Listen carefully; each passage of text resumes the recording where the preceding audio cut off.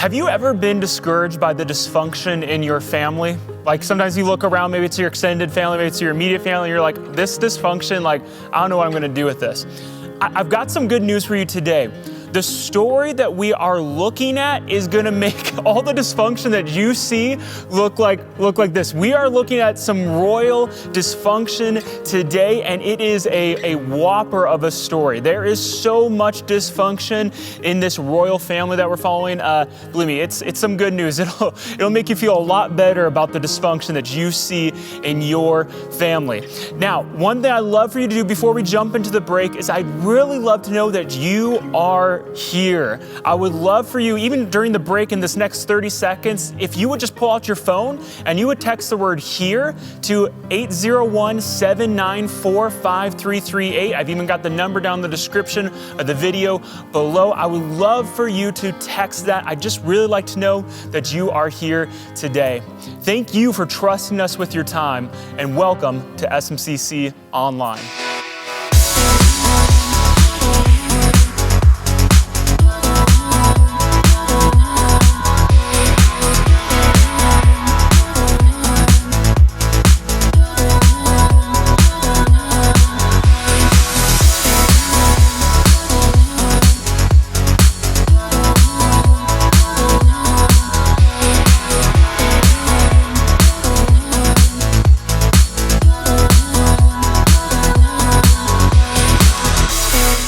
Hey, well, welcome back to a series where we are following along in the story of one royal family that would ultimately be a family that would lead us all the way to the arrival of Jesus. I'm Eric, if we haven't met, and it's really good to be with you. We're tracking through the story of this royal family because it will show us something. It's showing us something about God's faithfulness to his promises, but it's also showing us something about the dangers and the destruction found inside of family dysfunction. And so today's message is called Royal Family Dysfunction, because that's exactly what we're gonna see, some royal dysfunction inside of the royal family. And when I say royal family, I don't mean the one in Britain, I mean the one in ancient Israel, and some of you know a lot more about one of those families than the other. The dysfunction that we're gonna look at today, it will make any of the dysfunction in your family look extremely tame. It'll make your family look like another episode of Full House, okay? What we're gonna see today, it is heavy, it is dark, and it is destructive. What we said last week is that if you have dysfunction in your family and you don't address it, it will only grow. So I hope this series is giving you the tools, the courage that you might need to address some of the conflict and the dysfunction inside of your family. Now, today I want to begin with a point that is just true regardless of what you believe. It's true in business and family. It's true in relationship. It's true on any team and any organization, anything that you're a part of, where you're a part of it with other people. This point is true. And all of that, you don't get what you teach. You get what you tolerate.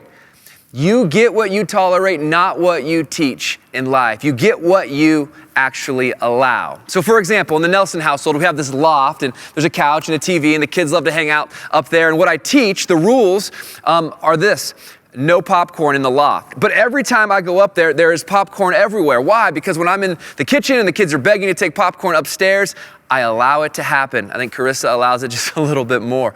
But the point is this: I'm not getting what I teach. I'm not getting the rule I've set. I'm getting what I have allowed. You get what you tolerate, not what you teach, in every area of life. Now, this is also true in a work setting. Say you have a meeting that starts at 9 a.m., people show up at 9:10, you don't correct them. What are you actually communicating? You're communicating that the meeting starts at 9:10, and perhaps you're communicating that you don't mean what you say. What you allow communicates way more than what you actually communicate. And families are famous for this. I mean, famous, notorious for saying one thing, but allowing something completely different. Come to think of it, religion is really good at that too. Now, I've been thinking about my own family in preparation for this series. I grew up in what I thought was a perfect family. I mean, Christmas Eve and the holidays, they were beautiful. They were magnificent. I mean, large crowds of people, incredible spreads of food, a lot of smiles, a lot of fun, aunts and uncles and grandpas and grandmas and cousins, midnight mass, singing Christmas songs together. It was so wonderful. But over the years, dysfunction set in and all of that began to deteriorate. And this aunt and uncle, they had problems. And this cousin overdosed. And there was an affair in this family. And it all started to break apart. And the wounds, well, they just went so deep. We desired connection, but we allowed behaviors to exist that created dysfunction and disconnection. That was the family that I grew up in. Now, there's one behavior that will always allow for dysfunction if you let this behavior in to your relationships and into your family. It's the behavior of conflict avoidance.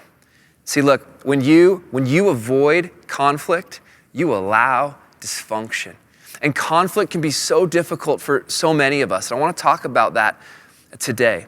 See, when it comes to conflict, it's not if it happens, it is when it happens. And today I want to help us all be courageous enough, be skilled enough and equipped enough to address conflict and take an axe to dysfunction. Now, we're going to study a lot of the Bible today. I hope you're ready for that. We're going to begin today with King David. The second king of Israel lived 1,000 years before Jesus.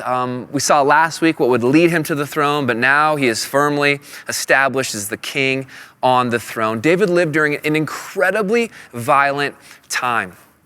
He was a king, he was a father, he was a son, he was a brother, he was a poet, a shepherd, a musician, a warrior, and an incredibly flawed sinner.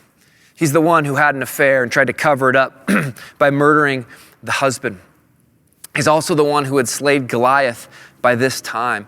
I mean, he is on the throne, but the consequences of his sin, they run deep. The consequences, they are present for him. The wounds, they run deep as well, and the dysfunction, because it hasn't been addressed, it is growing and growing and growing inside of David's family. I want to warn you, what we're going to talk about today is firmly across the line of PG-13. It is clearly into Game of Thrones territory, and I want you to know this. We're going to look at a scene that involves sexual abuse. It's violent, and if that might trigger you, I just want to give you a warning ahead of time. So we're going to pick it up, 2 Samuel chapter 13, and take a close look at some royal dysfunction in the royal family today. In the course of time, Amnon, son of David, son of King David, fell in love with Tamar, the beautiful sister of Absalom, son of David. If you're listening carefully, you're thinking this is unfolding like a Jerry Springer episode, and it kind of is. I mean, at the heart of this, we're introduced to really three men who are at the heart of the dysfunction: Amnon, Absalom, and David. You need to be familiar with those three individuals today. And as we're introduced to the story, we see the mess. I mean, this is his sister, half-sister, from a different wife. David had more than one. Yes, it is a complete mess. And we see these clues as the story unfolds. One of the things that makes understanding the Old Testament difficult is you have these people who follow God and lead in incredible moments, but then there's moments where you see their brokenness on display, and that's part of the dysfunction. We're going to talk about all of that as this series continues to unfold. But it seems that the lust that existed inside of David was passed on to his son Amnon, because lust can be like that. Dysfunction can become our legacy if we don't deal with it. In week 4 of the series, we're going to talk about the legacy we're all building right now, whether we know it or not. And so the story begins to unfold. Amnon is sick physically, sick mentally. He concocts a plan with his advisor to lure Tamar to his bedroom, and there he abuses her. He gets violent. I want to read that to you now. 2 Samuel 13, verse 12 now. "No, my brother," she said to him, "don't force me. Such a thing should not be done in Israel. Do not do this wicked thing. What about me? Where could I get rid of my disgrace? And what about you? You would be like one of the wicked fools in Israel. Please speak to the king. He'll not keep me from being married to you." But he refused to listen to her. Since he was stronger than she, he raped her. Then Amnon hated her with intense hatred. In fact, he hated her more than he had loved her. Amnon said to her, "Get up, get out." "No," she said to him, "sending me away would be a greater wrong than what you've already done to me." But he refused to listen to her. Wow. I think there's another message here for a different day about how lust, when given into, doesn't lead to love. In fact, it leads to hate, leads to abuse, leads to objectifying the object of our lust. We'll save that for another day. Here we see the darkness and the dysfunction continue to unfold. It's horrific. Absalom, the brother, finds out. David would eventually find out. So let's keep reading. Verse 20 now. Her brother Absalom said to her, "Has that Amnon, your brother, been with you? Be quiet for now, my sister. He's your brother. Don't take this thing to heart. Tamar lived in her brother Absalom's house as a desolate woman. Takes her in. When King David heard all of this, he was furious. And Absalom never said a word to Amnon, either good or bad. He hated Amnon because he had disgraced his sister Tamar. Now you might read that and think, good, David was furious, but being furious, it just was not enough. In a day and age when it was common to just look the other way and sweep things under the rug, unfortunately, we live in a day where that is far too common as well. David should have done more. Being furious is one thing, but he needed to act. Love and justice and godliness required far more from the king of Israel than what David has done. He's furious, yes. He should have acted. He should have led. He should have brought down swift justice in this situation, but he didn't. He allowed some of the dysfunction to grow because he didn't address the conflict as was required by the king. Now, I want to just pause for a moment.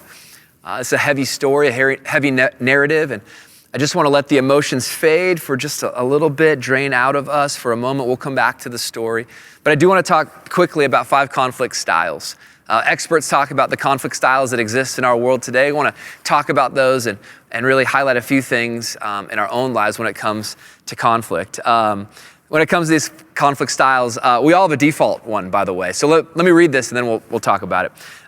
Conflict styles, and we see these patterned in the text from David as well.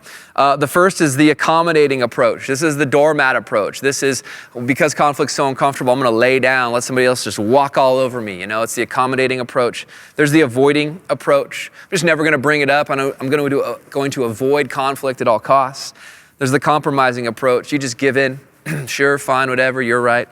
There's the competing approach. This is where you show the other that they're wrong. You show it, you debate it, you try to prove it, show them wrong. And there's the collaboration approach. This is work together on an approach where both thrive. This is where you're not standing opposed with the other person. You're on the same side looking at the problem and solving it together. And when it comes to these styles, we all have a default setting.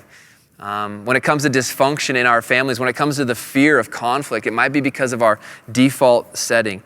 We have a default setting that probably was instilled into us because of the family that we grew up in. And so if conflict is too heavy and it feels too difficult, too painful of an emotion, you might avoid it. You don't want to feel bad. You don't want them to feel bad. Or perhaps your conflict style is to yell and to scream and to get loud because you learned in the home growing up, that's how you got through. That's how you told somebody you were serious, So we all have these default settings. And if we're gonna move to a healthy approach to conflict resolution, if we're gonna move to collaboration, which takes a whole lot of maturity in our head, heart, and our hands, we need to just know where we are right now. So where are you? In fact, in the story with David, as the saga unfolds, I think we see him go in and out of all 4 of the first styles. Here's mine. I don't know if you can guess mine. My default setting when it comes to conflict is actually conflict avoidance. Yeah, it is. You might not have guessed that. I like to be positive. I'm not all that comfortable with negative emotion. And so avoiding conflict is actually my approach. Thinking that it'll just go away on its own usually doesn't, usually only gets worse. Carissa, do you know what her conflict resolution style is? My wife, she's an avoider too. She's the youngest. So it can give us the illusion that things are all good because we're not fighting. Really, we're just avoiding. So we've learned after about 13 and a half, 14 years of marriage, that when we fight, it's actually a good thing. It shows that we care. It shows that we're committed enough to lean into some of the negativity, the pain of the conflict, because it's worth it for the sake of the relationship. That's what we've learned over time, is that when we're fighting, it can actually be a good thing. A heated discussion is leading us to closer connection. So what style do you lean towards? Where are you right now? David embraces the first 4 styles throughout his life. So back to the story. 2 years have passed since the abuse, and Absalom has come up with a plan. He's gonna lure his family out to the countryside to shear the sheep, really a big party. David was invited, but David chose not to go, which created an incredible opportunity for Absalom to get revenge with Amnon. So let's pick it up now. 2 Samuel 13 still. Absalom ordered his men, listen, when Amnon is in high spirits from drinking wine, and I say to you, strike Amnon down, then kill him. Don't be afraid. Haven't I given you this order? Be strong and brave. So Absalom's men did to Amnon what Absalom had ordered. Then all the king's sons got up, mounted their mules, and they fled. Verse 37 now. Absalom fled and went to Talmai, son of Ammihud, the king of Geshur. But King David mourned many days for his son. After Absalom fled and went to Geshur, he stayed there 3 days. And King David longed to go to Absalom, for he was consoled concerning Amnon's death. Perhaps if Amnon was judged by the king for his sin, it would have prevented this next one. But he didn't. He didn't confront it, and so the conflict is now growing. It's all snowballed. Someone's dead. Someone's the victim of abuse. Someone's a murderer, and David's hands are covered in it all. The dysfunction, don't you see it growing? It is. It gets bigger. Let's keep reading into chapter 14 now. Then Joab went to Geshur and brought Absalom back to Jerusalem. So this is his chance. Back to Jerusalem, back to where the king is. But the king said, he must go to his own house. He must not see my face. So Absalom went to his own house and did not see the face of the king. This is David's opportunity to address Absalom, but he didn't confront the conflict. He didn't want to see his face. Now what's interesting here is this is actually what the word confront means. Confront means to turn your face towards. It's to turn with them and towards them, to take your front and face them. That's the word confront. So when we think of confronting conflict or confronting sin rather than avoiding it, what we're doing is we're turning our face towards the thing.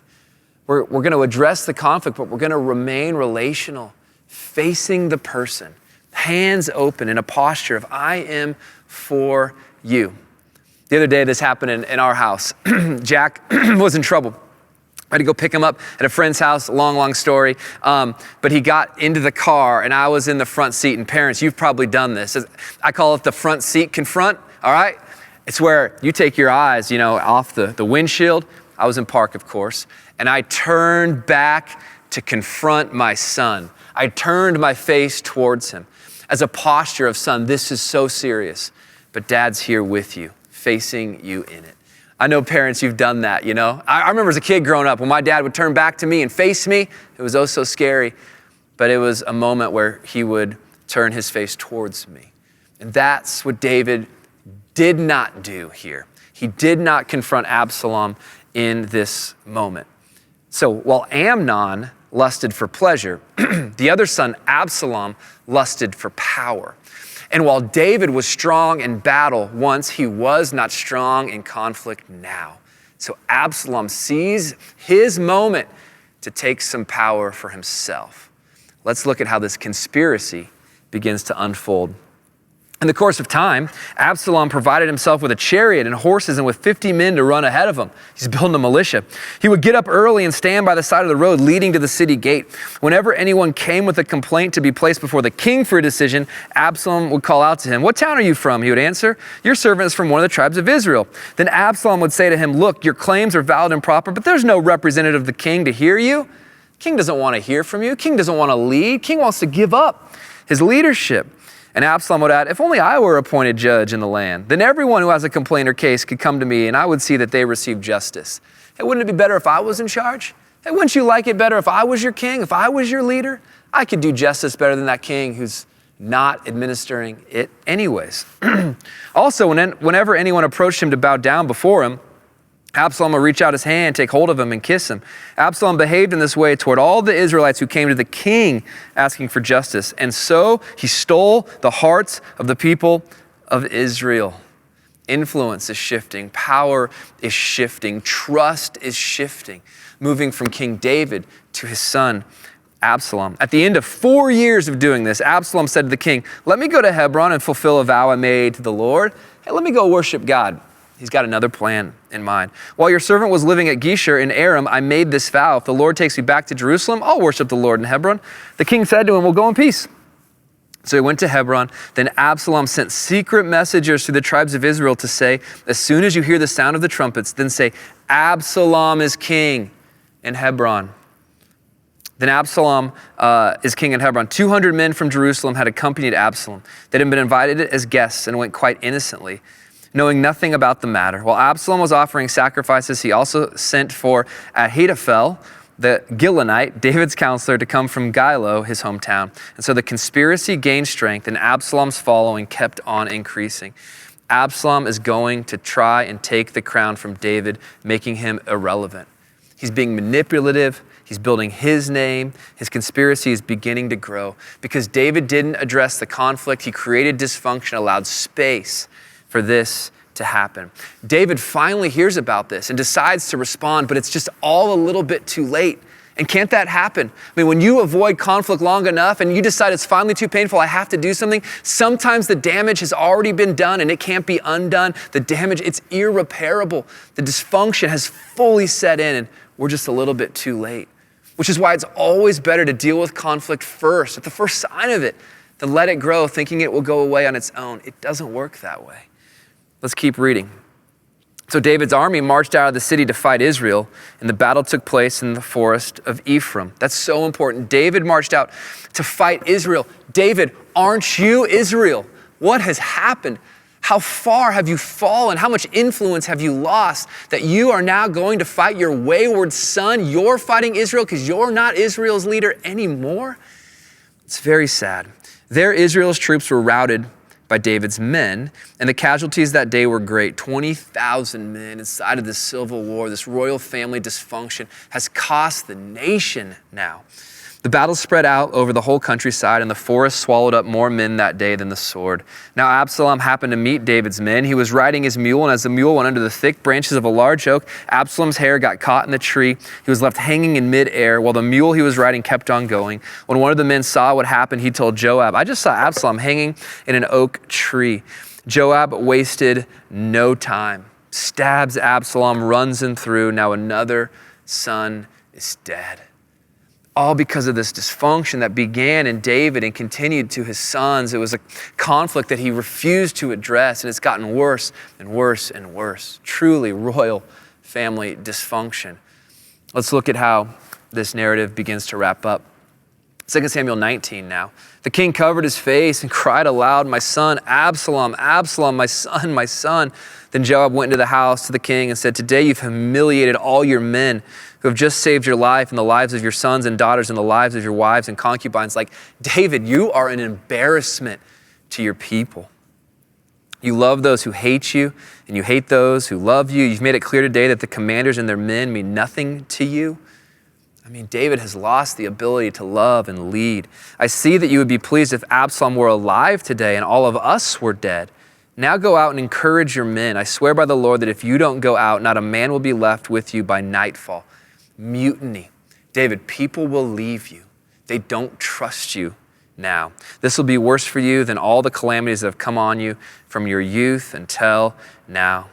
The dysfunction began as these children grew with bad judgment and poor influence and untamed lust. And now at this point, 7 years later, David has lost 2 sons. He's lost most of his influence. Trust in the king is gone. Peace in the kingdom, well, it is gone too. It's a sad story. I want to pause there and take the message home today and just ask the question, what do we learn from this saga? I mean, there's a lot to learn, but I want to focus on something that I think can help you this Christmas season, help you and your family in every season. I want to start with this. We must address conflicts intrapersonally in our own lives, deep inside our own hearts and minds, but we have to address it interpersonally as well. Now, here's what's really important. Depending on the extent of the dysfunction, the extent of the wound and the pain, you might be able to just work through this now with me as we go through the message, or perhaps you need a professional to help support you. Keep that in mind as we press on into these topics. So I want to talk first about 3 ways to deal with conflict and pain in our own lives intrapersonally. And then I want to give you one simple way that you can begin to address it interpersonally with the people in your life. I want to start with this. If you're going to deal with dysfunction, pain, wounds, internally, I think the first place we need to start is to start with some grieving. When we grieve, we're looking at what's not ours anymore. We're looking at what we wanted, but we can't have anymore. And it's incredibly sad, but we need to be able to pinpoint that and grieve it and mourn the loss of that thing. And if you're wondering, what does that look like? What does that sound like? How do I do it? Let me give you a fill in the blank that you can work on this week. Here's what it sounds like to grieve. I don't have blank anymore. I don't have blank anymore. And I feel blank knowing that I won't get that back. We know from the book of Psalms that David knew how to grieve his sin and the sins of others. Grieving is an important part in the conflict resolution process because it prepares us for the next part of the process, which is forgiveness. So let me take you through a hypothetical blank. You know what? I don't have the perfect family I thought I would have anymore. And I feel lost knowing that. I feel alone knowing that. I feel sad not having that. I don't have it anymore because they took it from me. He did that or she did that, and they've taken from me the ability to have what I wanted and what I dreamed for. It is gone now, and it's incredibly sad. We need to grieve that. We need to feel that. We need to say goodbye to that. And here's the thing. If you think it will come back, when it can't, you're trying to bring something back to life that's dead and it can't happen. But when you don't grieve, you stay stuck inside the tension and pain of thinking you'll have that thing back. But when you have an expectation for something that is not going to happen, it leads to more pain and more bitterness and more dysfunction. So we need to learn to grieve. But once we do, we can move to the second step in this process, and that's the step of forgiveness. We can forgive. And now we're set up to do that because we know the thing that that person has taken from us. So here's what it sounds like to forgive. They took blank from me, but now I release them from that debt. See, reconciliation takes two, forgiveness takes one. You can forgive the other person right now. And there are a lot of misconceptions when it comes to forgiveness. Like forgiving means forgetting, or forgiving means things go back to the way they used to be. That's not forgiveness. Forgiveness is saying, they've taken that from me. I know what that is, but I release them from the debt. I release them from the expectation. I release myself from the expectation that I will ever get that back from them. They probably can't give it back to you anyway. They won't or they can't. So we take on the debt. We know the pain. Because we've already grieved it, it makes it possible to then forgive it. And so that's the second step. I don't expect them to pay me back. Now here's the third step. Once again, we're still talking about how to deal with conflict intrapersonally in our own hearts and minds. It starts with grieving and then forgiving and then setting boundaries. Let me tell you what a boundary sounds like. This all happens in you before you ever decide to get in front of them. The boundary portion is this. They don't have that type of access to me anymore, and blank is my boundary. Blank in how they talk. The blank could be how much time they get, how vulnerable and open I am with them, the people I love being around them, whatever it is, I'm gonna set this boundary. See, boundaries, they're like a fence, and they keep people from having access to precious parts of your lives so as to not do harm again. That's what a boundary is. You don't have access to this area of me anymore because you've been there before and you caused harm. So now I won't let you there into this precious part of my life right now. So even before you attempt to resolve a conflict, you can come up with a boundary. Now here's what's so important. Once somebody honors that boundary and recognizes it, they are slowly demonstrating perhaps that they can be trusted again, that they want to be safe with you again. And so as boundaries are respected, it's a sign that trust can be given, that trust can begin to grow. So David, as a king, he failed to administer justice. He failed to lead. He failed to confront. Maybe he was paralyzed by the pain of all of this happening in his family. That can happen. The pain can be very paralyzing. But for whatever reason, David was unable to engage. So imagine you've done the work intrapersonally to grieve, forgive, and clarify a boundary. Well, now it's time to communicate. And all this can be a bit overwhelming, but I want to give it to you in the simplest way I know how. How do you communicate in the middle of a conflict with someone you love? Well, I'm going to give you a statement with a few more fill in the blanks that might provide some help. Here's how we can communicate. I would like more or less blank in our relationship. More or less blank in our relationship. And if I had this, I would feel blank in our relationship. Now, this is not controlling. This is not micromanaging. This is sharing your needs in a relationship. Needs-based relationships are powerful relationships because love says, I want to meet your need. I want to be that for you. So when you are in a conflict and you start with that, I'd like more or less of this in the relationship, and if I had it, I'd feel this in the relationship. You are a person who is confronting with I language, confronting with kindness. Now, when it comes to conflict resolution, there's a lot that we could talk about. We could talk about how to have a for posture. We could talk about how to own your part of the problem. We could talk about how to listen and hear the other side of the story. All that's important. But you got to be able to communicate in the midst of the conflict. And this is one way to do that. When I do marriage counseling with couples, things aren't going well. I just start with this very statement. It might take 60 minutes, it might take 90 minutes for one partner to say this statement to the other, for the other to hear it, and then to respond with whether they can meet that need or not. But this type of statement, it sets us all up for clear communication that can lead to mature relationships. This is key. This communication is key to halting the dysfunction. Now, I want to wrap up with this. The reason we can do this, the reason we can address conflict, the reason we can grieve and offer forgiveness is because Jesus addressed the conflict we had with the God who made us. He confronted our sin head on. He turned his face towards us. He gave us grace in himself. I want to read that to you because receiving this type of grace, receiving this type of forgiveness, knowing that someone addressed our conflict head on can be the motivation, the nutrients we need to address conflict head on as well. In the book of Colossians, we see the problem, we see the dysfunction that our sin has created in the relationship between us and God addressed and solved. Look at this in Colossians. For God was pleased to have all his fullness dwell in him. Him is Jesus. Jesus is fully God. And through him, Jesus, to reconcile to himself all things. We've been reconciled. All things have been reconciled, including people who trust him, whether things on earth or things in heaven, by making peace. He made peace, but what did it take? Through his blood shed on the cross. Christmas tells us that God purposely confronted the conflict of sin in our world that we create when he arrived into our world. He purposely took it head on himself in the person of Jesus. And now, because Jesus has done this for us, we can offer this to others. Jesus resolved conflict with me. I can resolve conflict with others. That's gospel motivation for conflict resolution. Now, we can't be guaranteed of the outcome in any of this, but what we can be guaranteed of is that when we go about this in this way, we honor Jesus. We honor Jesus. And although we might not be able to root out all the dysfunction in our entire family, we can at least do our part to stop the dysfunction in our branch of it. So the bottom line today in the message is something I want us all to see. I don't know if David saw it, perhaps to the end of his life he did, but this is for each of us. The bottom line is this: you can reverse generational dysfunction.